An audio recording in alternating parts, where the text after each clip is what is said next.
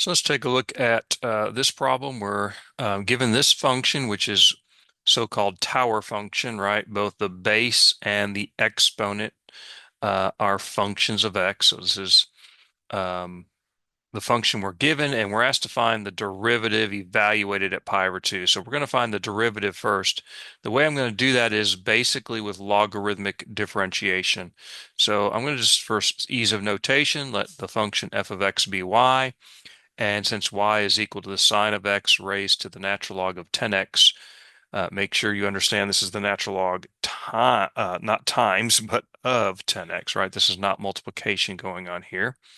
So what I'm going to do is I'm going to take the natural log of both sides, right, of this. Since y is equal to this, the natural log of y is equal to the natural log of sine of x to this power.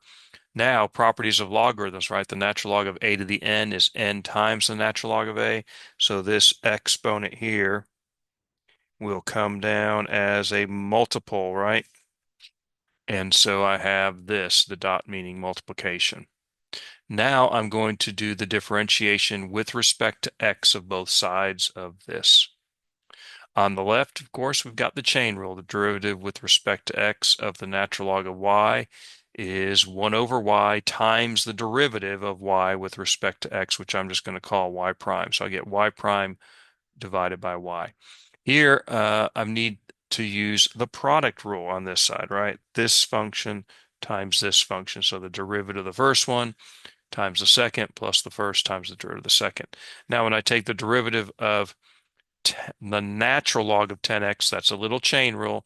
And remember, in general, the derivative with respect to x of the natural log of u by the chain rule is 1 over u times the derivative, or u prime over u.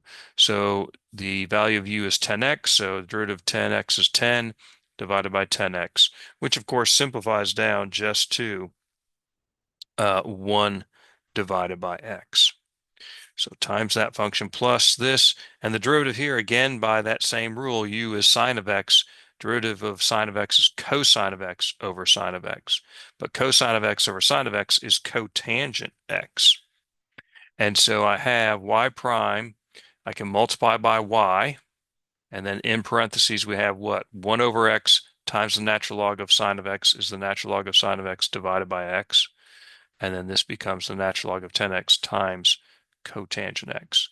I can express this all in terms of x. Remember, y was the original function that we were dealing with. Y is the sine of x to the natural log of 10x power. So I just replace all of that with that. And we have this big ugly mess. Now you could combine this as one fraction here, rewrite it in different ways. But again, this is the derivative now, and I want to notice I've just replaced y prime back with f prime. So I remember we wanted to find f prime of pi over 2. Well, let's do that. Remember, sine of pi over 2 is 1, cosine of pi over, cosine of pi over 2 is 0. And so cotangent, since it's cosine over sine, cotangent of pi over 2 is 0 divided by 1, or 0. So if I plug in, I'll have sine of pi over 2 here, which is 1 to some power, the natural log of, I guess, basically 5 pi. But again, 1 to any power is just 1. And so this whole thing, in this case, evaluates to 1. And then I'll have the natural log of sine of pi over 2, natural log of 1, divided by x. X is pi over 2. And then the log of 10x, well, if I do 10 times pi over 2, I get 5 pi. And then cotangent of pi over 2 is 0.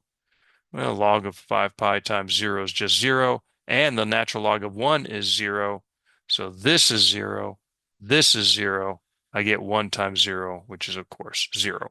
So the end of the story is the derivative of this function at pi over 2 is 0, meaning basically we have a horizontal tangent line to the function at x equal pi over 2. Okay, a lot going on here with this. I hope this is helpful.